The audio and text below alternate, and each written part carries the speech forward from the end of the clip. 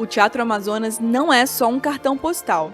O monumento símbolo de Manaus é a materialização de um dos momentos mais importantes da economia, da política e da história amazonense. De acordo com o Otônio Mesquita, historiador manauara de referência, é em 1881 que o projeto para a construção de um teatro de alvenaria é aprovado na Assembleia Provincial, depois de polêmicas e discussões acaloradas. Em 1884, as obras iniciam, mas muito vagarosamente, com tipo 3 pedreiros. As dificuldades orçamentárias e logísticas fizeram com que tudo parasse em 1886. O contrato tinha sido rescindido. Aquele embrião de uma casa de ópera ficou na gaveta até a década seguinte. Até que em 1892, quando Eduardo Ribeiro assume o governo, a construção do Teatro Amazonas é retomada. Nesse período, Manaus passava por uma série de obras. Ruas foram modificadas, praças construídas, monumentos erguidos, o que, segundo Otônio, fazia parte de um plano de embelezamento da cidade. E não era à toa. A capital contava com recém-chegados de diversas partes do mundo por conta da borracha. Após a descoberta da técnica da vulcanização, processo que melhora a qualidade da borracha, o látex, que era abundante na região, pela concentração de seringueiras, era muito bem visto, muito cobiçado.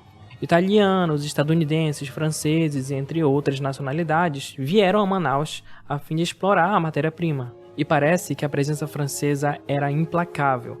A segunda língua mais falada aqui chegou a ser o francês, que até os anos 90 era ensinado em escolas manauaras.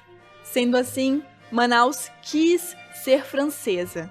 Você já deve ter ouvido o apelido Paris dos Trópicos, que a capital amazonense ganhou, justamente por ter sido uma espécie de polo parisiense aqui no meio da Amazônia. Entre aquelas obras que tornariam Manaus numa cópia de Paris, estava o Teatro Amazonas, um produto importado e comprado pronto em catálogos arquitetônicos da França.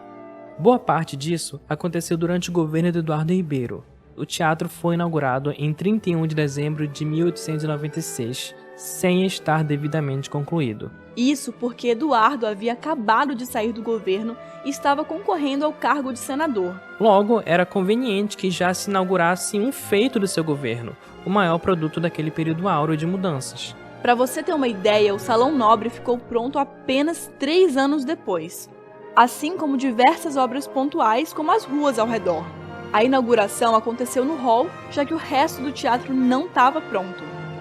E se hoje o Teatro Amazonas é de acesso relativamente democrático, naquela época a realidade era bem diferente. A casa de ópera foi feita para uso exclusivo da elite e não foi feita para manauaras. A arquitetura vem da França.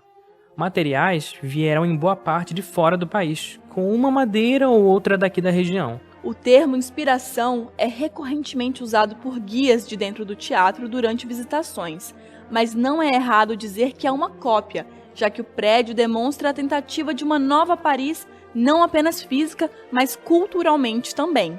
O Teatro Amazonas é uma adequação a padrões de fora, uma versão da Ópera Garnier. Faltava entretenimento para a elite, até que não faltou mais. A cúpula foi escolhida a dedo por Eduardo Ribeiro num catálogo de Paris. Aliás, ele teve que lutar pela construção dela, que, na opinião coletiva, era feia e inadequada esteticamente. Coincidentemente ou não, é o elemento mais brasileiro para quem olha. O mais marcante também, até hoje. O Teatro Amazonas é uma vitrine, termo que Otônio Mesquita usa em sua tese, que fala do mito do progresso de Manaus do final do século XIX. Por trás desse vidro, não se vê uma personalidade própria. Manaus foi antropofágica ao extremo e estufou-se de Europa. Só esqueceu de pensar em si mesma, lembrando muito do que vem de fora.